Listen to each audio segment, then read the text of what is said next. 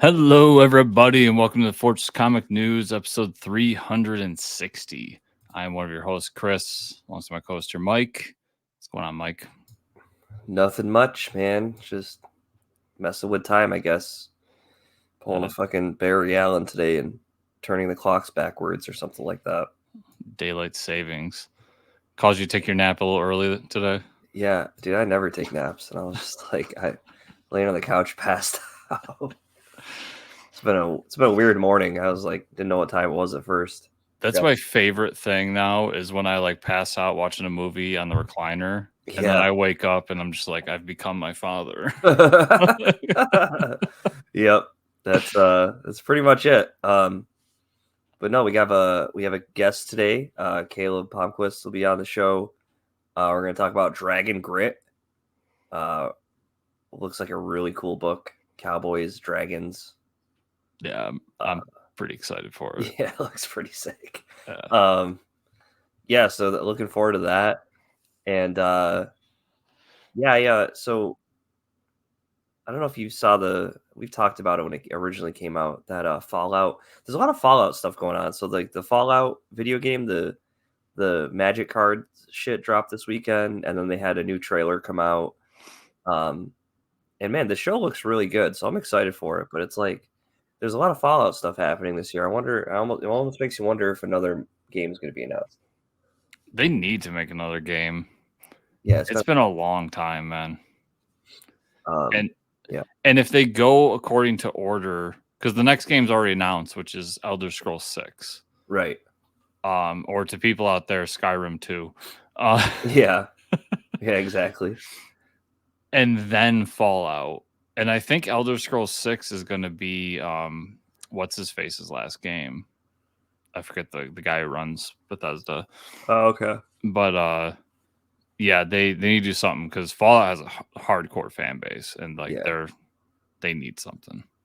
Yeah, I played the one that takes place in Boston. It was kind of fun, but I always find myself dropping out of those open exploration games. I don't know. Yeah, it depends. Fallout was like I would drop out of those. To be fair, I drop out of those early, after like 30, 40 hours. Yeah, after I put about 2 weeks into it, then I'll stop. Yeah. But I do like the Bethesda games. There's something about them that just clicks with me. Yeah, Dune 2 came out. Did you happen to go see it? I haven't had a chance yet. I need to. I keep saying I need to watch the first one first, but I haven't had the time to do that. But I just keep seeing the memes everywhere about like the dancing and the worms and all this shit. It's like, I got to see the movie, but the memes have been really good. There's been a lot of memes everywhere. So, funny story. So I had been I'd met somebody and I went on a date yesterday. Okay. And we've been talking for a while, and then we finally decided to go out. I introduced, so she had only seen the original Star Wars movies, nothing else. Okay. So she's a much happier person than I am. Yeah, right. Yeah, better outlook on the world. And we were talking about it, and she's like, we're going through it, and then I have to introduce her to the wonder that is I hate sand. It's coarse and it gets everywhere. Yeah.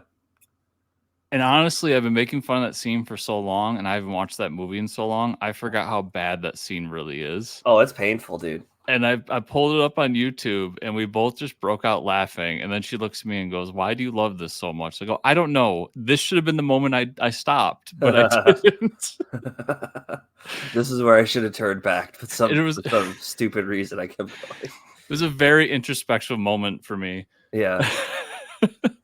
And hey, any date where you could pull up a video of Anakin memes, it's a good date. Yeah, it was a good time.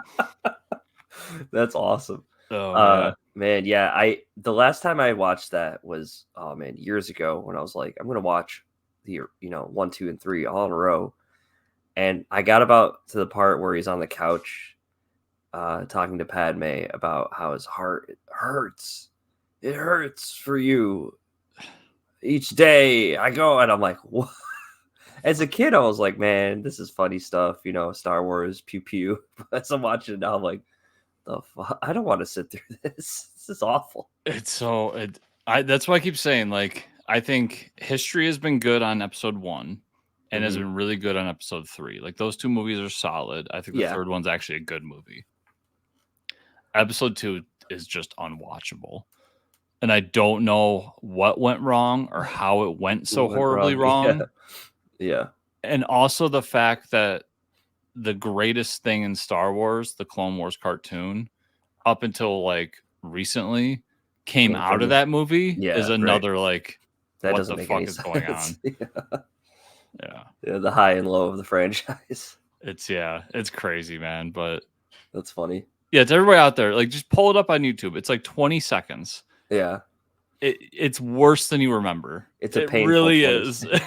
longest 20 seconds of your life. It'll make you want to watch the YouTube ads. Of course, it's everywhere. All right, we'll talk a little bit about some TV stuff. Really cool news. Netflix, The Last Airbender is being announced for another, or being renewed for another second and third season. So that's cool. Looks like we're actually going to finish out the entirety of the story, I'm assuming, like, because it would finish after 3 seasons if we follow that correctly. Yeah, that's exciting for me. I really enjoyed the first season. I'd like to see more. So Yeah. How long is the cartoon? cartoon's 3 seasons. Oh, that's it? Yep. I Yeah, thought it but was I much think longer than that. more episodes. There's more filler episodes for sure. Okay. But the live action, they definitely cut out a lot of the filler that didn't need to be there, which is fine. So I haven't finished season 1 yet, but does season 1 fit like the story of season 1 of the cartoon? Yeah, it pretty much like rounds off where they leave off in the first one. There was just a little bit of like, by the end of the first season in the cartoon, like Aang has waterbended like very early on in the cartoon, because he has to master all the elements. And Mhm. I believe by the end of the season in the live action, he doesn't waterbend at all, which is interesting. Okay. I don't know why they did that or what direction they're going to go with in season 2, because he's supposed to like fairly quickly learn how to, master all the elements. So it sounds like possibly a 4th season is possible. yeah, if they want to like split some stuff up, Okay. which is fine. Yeah, what I've watched has been good. Yeah. There's been so much good stuff coming out, and it's just Mhm. getting worse as like the weeks go on. Yeah. I'll talk a little bit in a second about some stuff I watched this week, but I really like what I've watched of it so far. It's a Yeah. great show. Oh yeah. Yeah, Even with its minor flaws of like bad green screen. yeah, for sure. You know when they're not. Yeah. When they're not on Earth. But outside of that, like, it's just a really great show. Yeah. Yeah.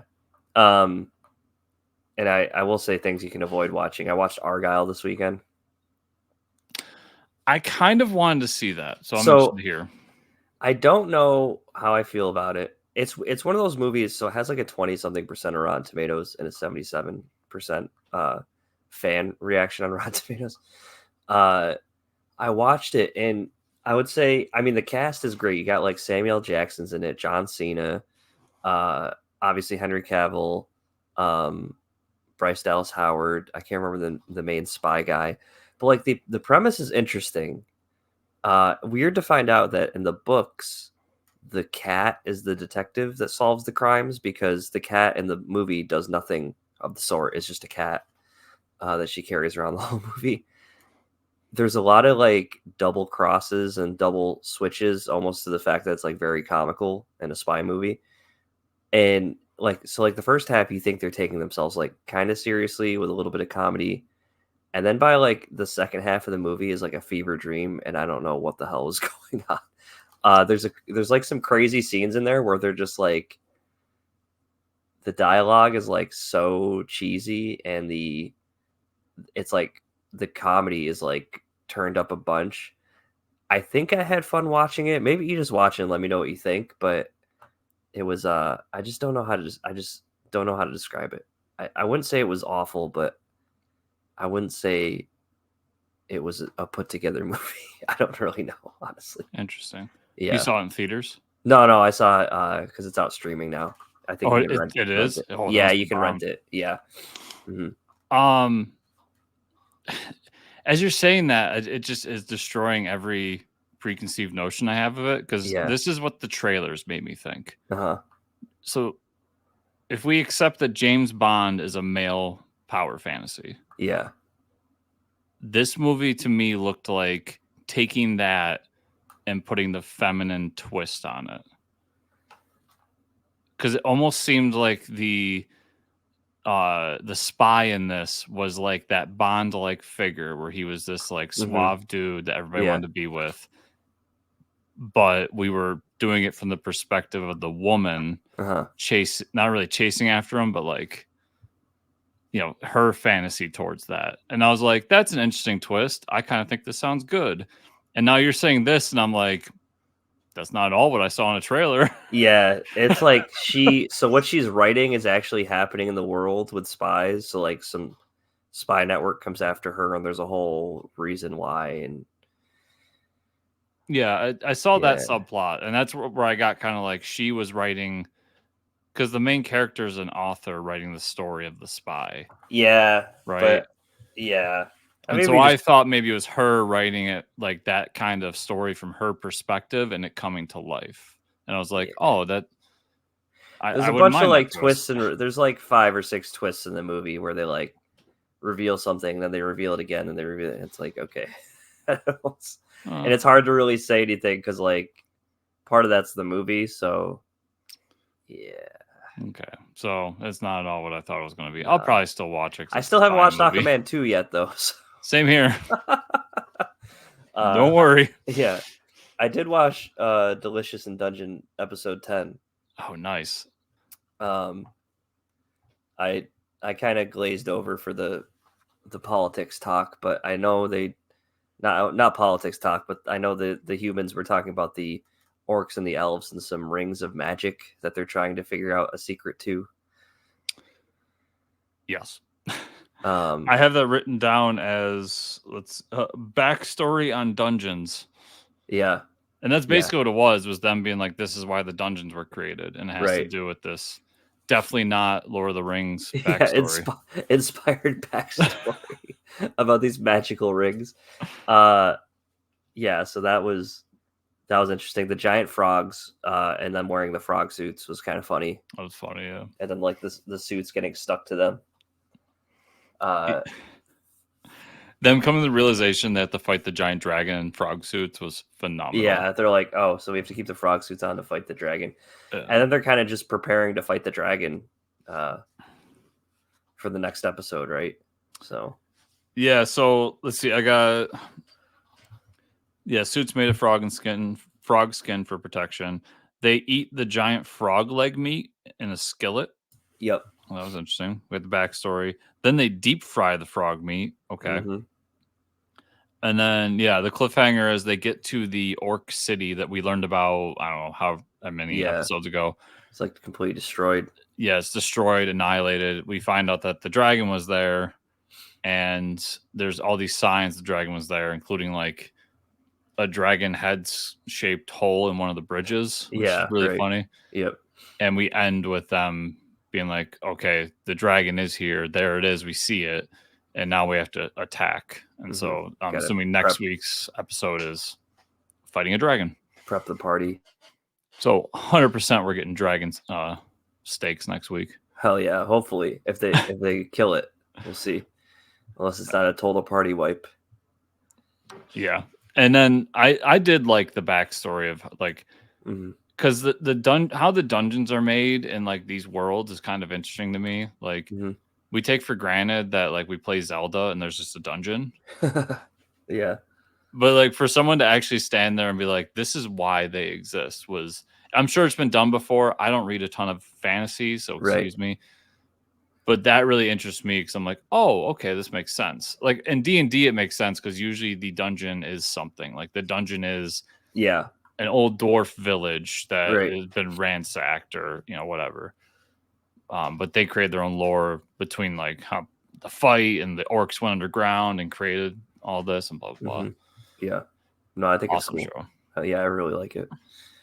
I also yeah. watched two other anime hit Netflix, and both just happen to fit my like interest level. Okay. One's the new Pokemon show. Oh, nice. I Um, did hear about that. Horizons, I think it was called. Okay. Watched the first episode and I enjoyed it. It's definitely we're at a reboot point. Like, if you don't know, spoilers for the end of the Pokemon anime, Ash finally becomes a champion and then rides off into the sunset. Nice. So we're no longer following Ash. We have this new girl, and it's taking place in the new game. So she goes to this school, but this school is in the Kanto region. So that was an interesting twist to it. And it's the school where you learn how to tame, battle, train Pokemon. And she gets there, and like any good show, she has some sort of object that has immense power. People are after it. She gets attacked. Somebody saves her. I want to watch more, but the first episode was fun. I liked how the battles were. The battles in this reminded me a lot of that manga I read, where they seem more action packed, and that the trainer actually has to do something during the battle and just stand there. Yeah, and be like, yeah, that's always Thunderbolt, good. Right? And just stand there and just watch. Yeah. And then I watched the Dragon Quest Adventures of Dai anime, the first episode, and it follows like the first half of the first volume of the manga. And that's cool. Yeah, I really liked it. It's we'll talk a little more about this later, but if you like Dragon Ball Z and stuff like that, it's fantasy Dragon Ball Z.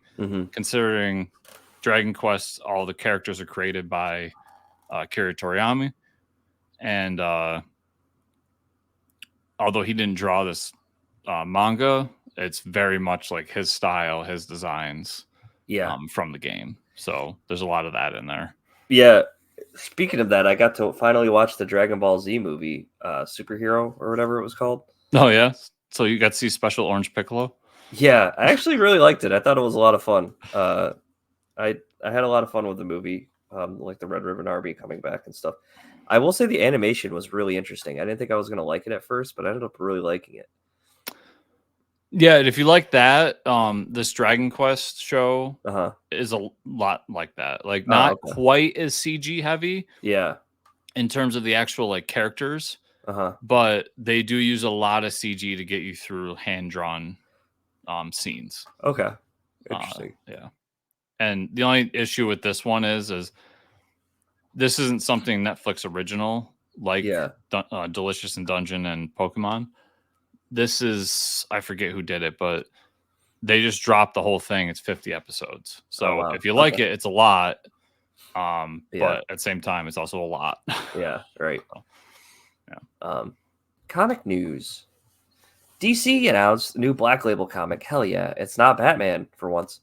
Coming this summer from writer Mariko Tamaki and artist Javier Rodriguez is Zatanna Bring Down the House. In this Black Label series, Zatanna Zatara is the greatest entertainer in the worst hotel and casino off the Vegas Strip. The ritzier hotels would love to have her as a headliner, but since the devastating instance of magic gone wrong changed the course of her childhood, she would rather rock her trademark top hat and fishnets as a sleight of hand stage act than bother with real magic. That's interesting. I like that art for the cover.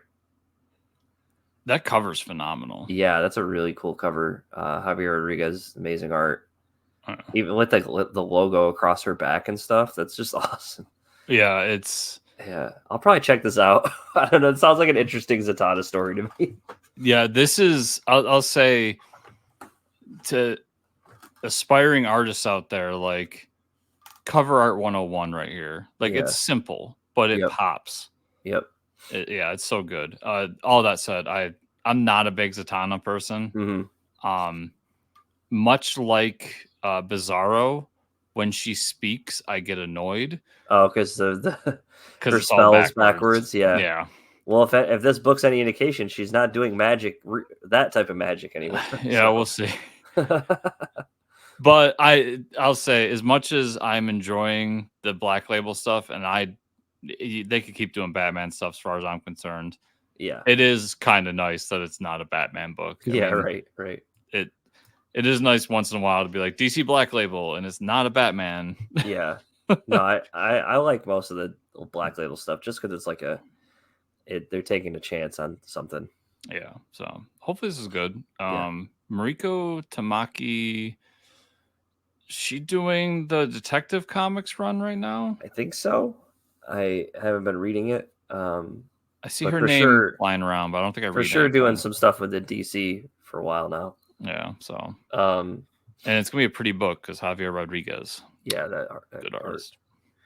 Marvel announced this summer we'll learn who will be Apocalypse's successor in the Marvel Universe following the Krakoan era.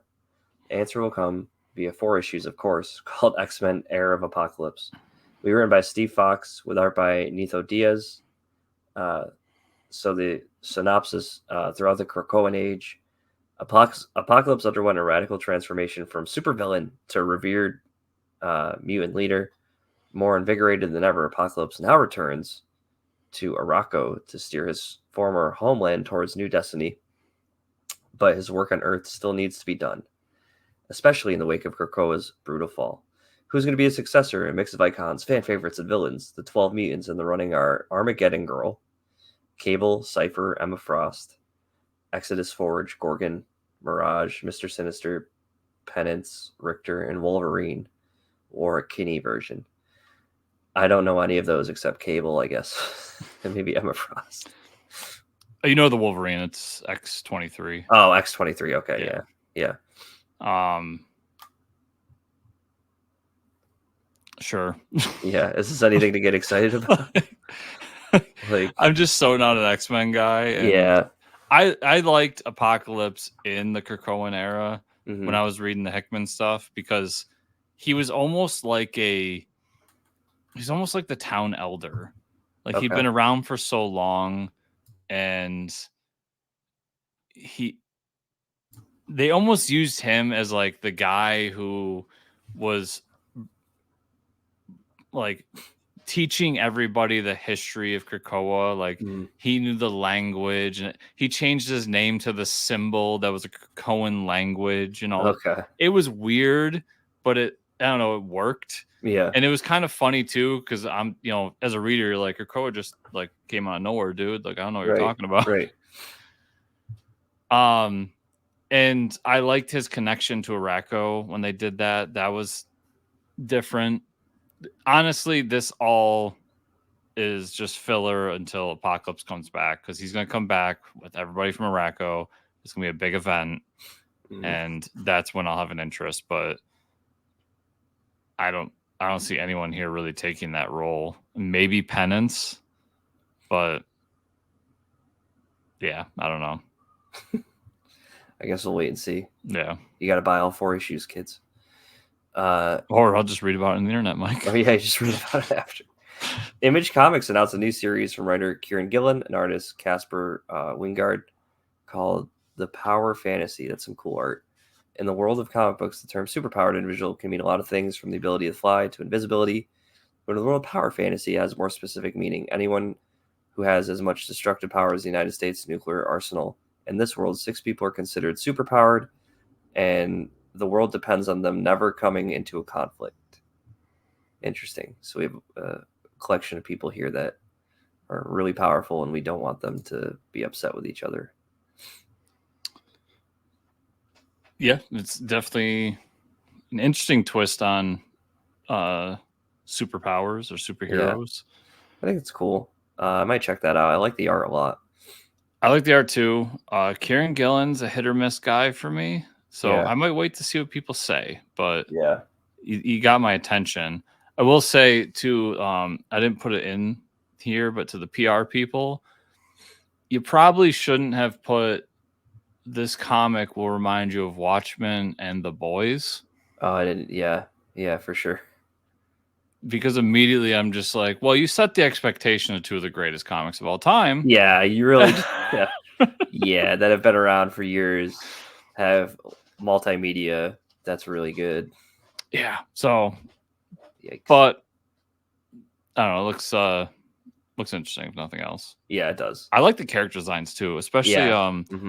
this woman right here with her like Yeah. weird rainbow kind of poison ivy thing going on. Yeah. I think they're all pretty interesting designs. Yeah, So yeah, looking forward to that. definitely. Image Comics and Skybound Entertainment announced 2 more G.I. Joe 4-issue series that will follow up Cobra Commander and Duke this summer. So now we have Scarlet, written by Kelly Thompson, with art by Marco Ferrari. Series will focus on Shanna Scarlet O'Hara, a Belle badass undercover agent who is one of the original modern G.I. Joes. Okay, pretty cool. And Destro, written by Dan Waters, art by Andrea Bresnan.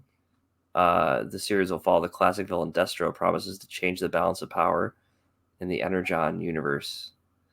Cool. Don't know anything about any of these characters, but I think that's awesome that they're kind of doing these miniseries for everybody.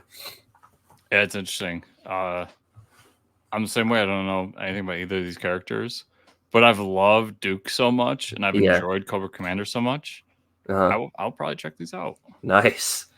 Awesome. They're doing it right then. That means they're doing it right. Yeah, and I was a little worried when I was reading it because I'm like, oh, Joshua Williamson's not going to continue it, but Kelly Thompson's really great. Yeah, she is. And I enjoy Dan Waters when he pops up, so we'll see what they got in store. But they're doing it right at G.I. Joe right now. Like it's weird how right it is. So down for more. Yeah. I know I have to catch up on the Duke book for sure. Yeah, and I really just want them to announce already when they're gonna reprint Real American Hero, because I'm there. Like, you got my money, now just make the product. Do it. After a long week of bad news for Scout Comics involving, but not limited to, not paying creators, they announced a merger with the entertainment company Element Media Global. The brand plans to relaunch this summer with a brand new imprint, especially for horror comics, called Dark Harbor Comics. This means that Scout will now have 3 imprints inside the Scout brand, and promises that better access to entertainment adaptations like movies, TV, and video games. Yeah, interesting for them to announce this with all this shit going on that I've been seeing from creators. Yeah, to say the least. Yeah, and then the response, I did see the response from the CEO, was it, of Scout, that did not seem like a response at all. Well, one of the questions that was put out there was like, does this come with funding? Yeah. Because you're not paying creators. Right. And we've seen this story before, Mike. Yeah. It seems like Element Media is this like very like D-list company that just saw an opportunity, and I think this is one of the death throes of Scout Comics, personally. Yeah. This is exactly what happened with Aftershock. Like, they didn't get bought out, but they got an influx of money. They became Aftershock Entertainment. Yep. Then ran out of money and stopped paying people. And have you heard about a new Aftershock book recently, Mike? Nope. Similar, but not the same. Valiant, they got bought out, and then they were putting out 1 book a month for a while there. Yeah. Because there was no return on the investment from the big company. The list goes on and on. I think this is where this lands. Is we'll see them thrive maybe for a few years with some extra funding, but unless they get something that hits big, unless they make a movie or something that gets them a lot of money, Element's going to be just not doing it. No, for sure. Yeah. For sure it's not.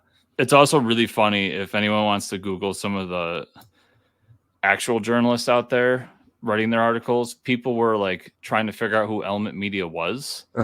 And if I remember correctly, all of them were saying the same thing, which was, we Googled them and they're not even the first thing that pops up when you Google Element Media, at least at the time of the announcement. Oh boy. It was like a boys' choir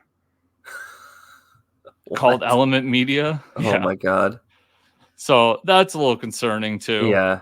It does not look good, Chris. Yeah. Especially in the midst of all this stuff going on with people calling them out. Yeah. And I'll just say, I feel like I've said it before, but I think when Stickney was co-running the show, Yeah. and that whole group, they were doing it right. Kind of what I say now about Mad Cave, like they were putting out quality and little, Yep. and now they're putting out quantity, Yeah. and the quality's not there. Yep. Obviously, you're gonna get some diamonds in the rough, but I don't know. I Yeah. just don't see Scout being a big player in the near future. No, which is sad. Yeah, it sucks because I was a big fan. Yeah, really sad news this week. Passing of Akira Toriyama at the young age of 68. The official Dragon Ball Z Twitter account made the announcement saying that cause was acute subdural hematoma. I mean, he's best known for Dragon Ball Z. He's the artist behind Dr. Slump, Sandland. I'm a huge fan of Sandland.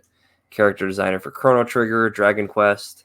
Yeah, he shaped most of our childhoods. Got us into a lot of anime and animation. His stuff today is just, I mean, it still stands up. It's amazing. So I kind of want to go back and rewatch Dragon Ball and everything. Yeah, Sandland's actually, the anime is coming out soon too. Oh, is it? Yeah, there's That's an cool. anime and a video game coming out. Oh, that's awesome. Yeah, dude, it's been a weird week for me. Like, I had 2 absolute legendary Eagles players retire this week, and like sandwiched in between it was Akira Toriyama passing away. Yeah. We talk a lot about how like we've been getting more into manga and anime and everything, but honestly, it all starts with Dragon Ball. I think for both of us, but definitely for me. Yeah. Throughout my life, been attracted to his work. I love Dragon Quest. Chrono Trigger obviously is a great game. I watched Dragon Ball, and then I started discovering other things through that. And one of the great things about him was he was also somebody that was championing other people's work. So I remember reading things where he was like, for instance, he was a guy who said that he thought that Seven Deadly Sins could be the next great anime / manga. Yep. And that was the reason that show / manga got big. And also just going back and seeing all of these creators talk about how Dragon Ball was so influential on them, whether it's the guy who created One Piece and Naruto, the people who made Powerpuff Girls, like they showed scenes where they literally frame for frame did homages to Dragon Ball. Yeah, Dragon Ball.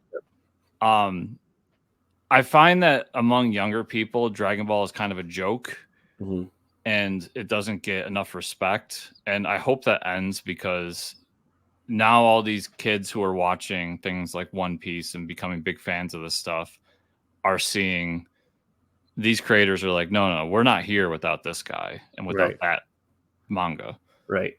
Exactly. Yeah, he's such an influence on everybody. Yeah, it sucks that he's gone, man. Like, this is on par with Stan Lee's passing. This is huge. Yeah. Yeah. So, yeah, I would say that and he was in the middle of working on that new Dragon Ball show. Yeah. That's what frustrates me too, is he was finishing up Sandland. That's coming to, I think, Disney Plus, maybe Hulu, maybe both. I don't know. Next month. And so he's never going to see that. Yeah. And he brought back Dragon Ball from the dead. Oh, yeah. After basically this anime studio tried to ruin it with GT, and then said, fuck GT, I own it again. We're going to do Dragon Ball Super. Yep. And he doesn't even get to finish it. Yeah. So hopefully he had a good outline, and people with respect can finish that for him. But yeah, let's hope that they don't turn it into another GT or something. Yeah, it's fucking rough, man. Yeah. But we'll always have Dragon Ball Z. Like, yeah, for sure. Yeah. Yeah, and it happened to be the week that I watched that movie, coincidentally, that I really enjoyed. Yeah, and I haven't read Sandland. But I own it. Oh, really? Yeah, that quickly went to the top of my list this week. Like, I'm gonna pull out Sandland and read it, because I read it a long time ago and I can't find it anywhere because they never reprinted it, like from like early 2000s. So, I guess a funny story to kind of end this out. I So over the past like 8ish years, I've moved quite a bit. So Mhm. things get like lost and things get put in places you don't know where they are. I knew at one point I owned Sandland, and it got put in a box, and then I never read it. Uh-huh. And then I was going through all my stuff and I couldn't find it. It's like fuck. Well, I'll just rebuy it. It's whatever. And Yeah. I found one online, and I found it through Amazon, Uh-huh. and they didn't list that it was the French version. And I Oh even boy. went back and checked. I'm like, no, you said it says English in the Yeah. purchase. And I got the French one. I was so pissed. So I got my money back, sent it back, and everything. Then went to go find it, realized it's really expensive because, Yeah. like you said, didn't get reprinted. And then was going through some comics, and for some reason, that's the one manga that I threw in a long box. That's weird. Yeah, and it was in a long box with like my Star Wars stuff, I think. Huh. Yeah, and so I found it. I'm like, oh, I have Sandland. Nice.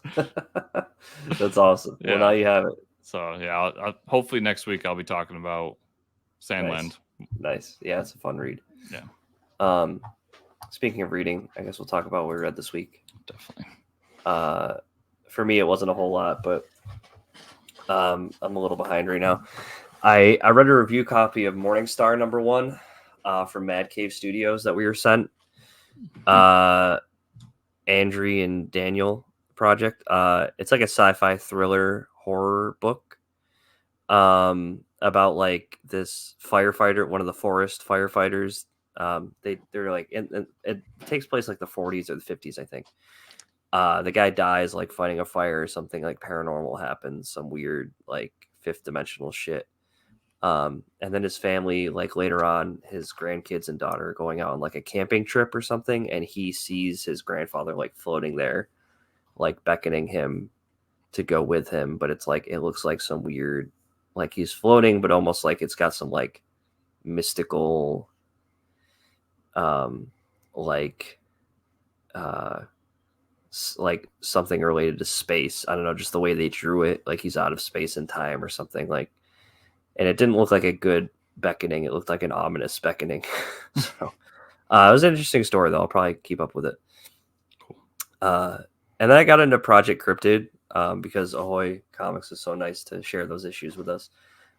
This is kind of like a buy book, whether I enjoy it or not, because each book is like 2 one-shots of different cryptids and different teams working on them. So like the first one I really enjoyed. Like Mark Russell had a story, and he did a fun story about like a Yeti killing this like rich guy, this rich billionaire that was on this like Shocking. Mount Everest hike, which is funny. Yeah. The other story is about this death worm thing, which was more comedic. He like finds this death worm that saves him and becomes some sort of like part of like an LAPD cryptoid like crime unit, it was like a fun story. The next one was okay. It was a chupacabra story that was all right, and then there was one about like the ivory-billed woodpecker that was like killing people. I definitely like these more than I definitely enjoyed issue 1 more than issue 2, but like they have returning people like Alyssa Whitney and stuff coming back from other Ahoy projects to write these books. I still think it's a really interesting project. And then there's like short stories in there by like Grant Morrison and stuff like that I didn't read because it's a lot of words, but No I will at some pictures. point. Yeah, no pictures. So it definitely is an interesting project. It definitely feels like an Ahoy book, Mm-hmm. But I would say that you're going to enjoy one issue more than another for sure. Yeah, that's the quote unquote problem with anthologies is yeah, right. Yeah. But yeah, that's all I got to this week, and I picked up the new volume of Kaiju #8 that I have to read. I think it's volume 9. Yeah. But so I'll just say I read issues 1 through 6 of ROM. Oh, nice. I've been posting about those on Substack, and it's been so much fun. Yeah. I've sent you a few panels throughout Yeah, it. Like, yeah, there's they're some funny. really goofy like 80s shit in it, but yeah, a big flick later. Yeah, I sent Mike everybody today. There's a panel where he's setting a hellhound on fire. Yeah, one of the human characters, and he says, "I'll just flick my bick," and then throws a Zippo lighter at him. yeah, Which yeah. is really funny. That was hilarious. Yeah, it's a fun sci-fi story. I love Rom so much. It's goofy enough.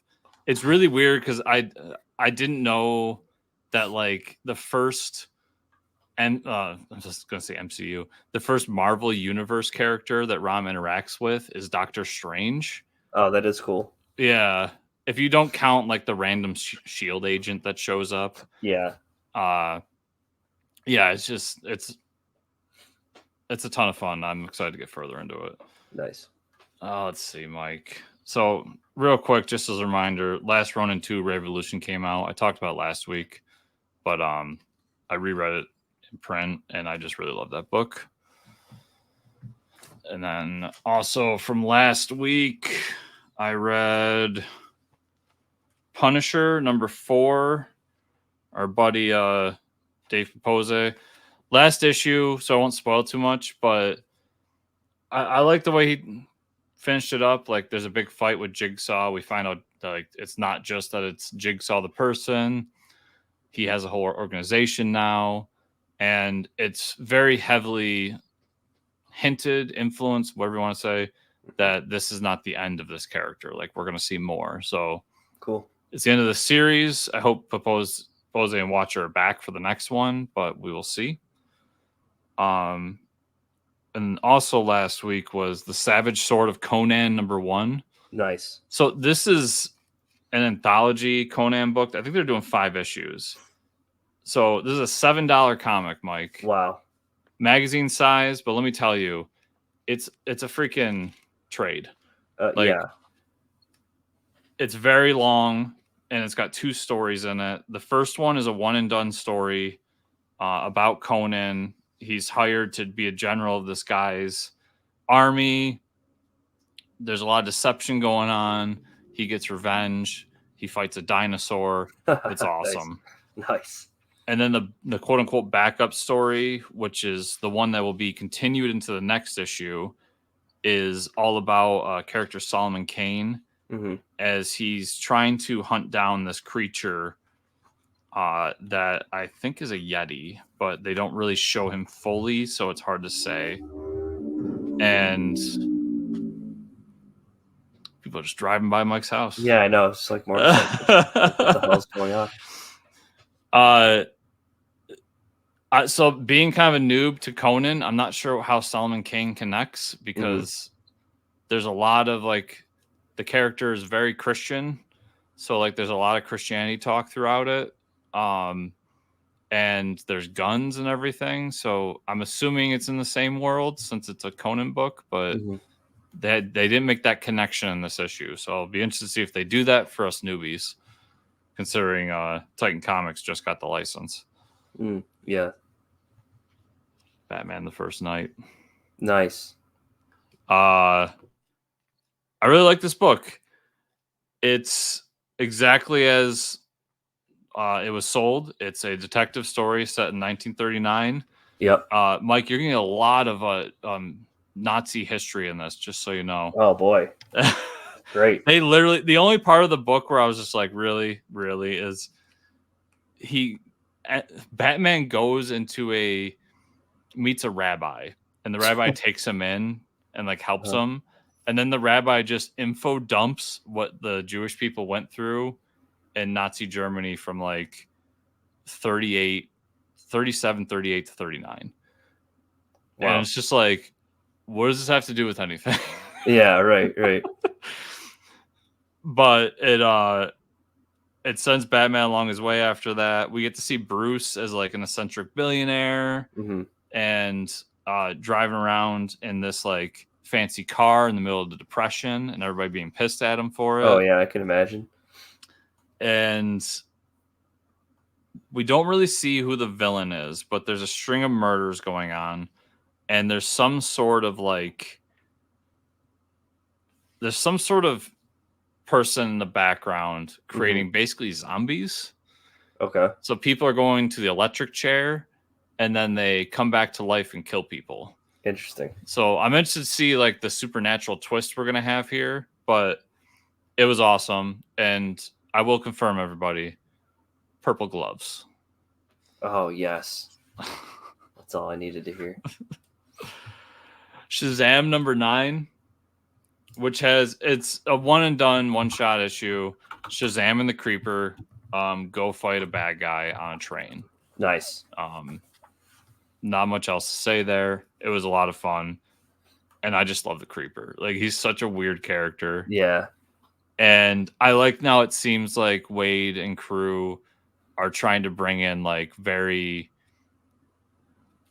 C-list characters that are of the same ilk as Shazam back in the day. Yep. They even bring up like the TV station they're interviewing on in the beginning of the book is Wiz TV or something like that.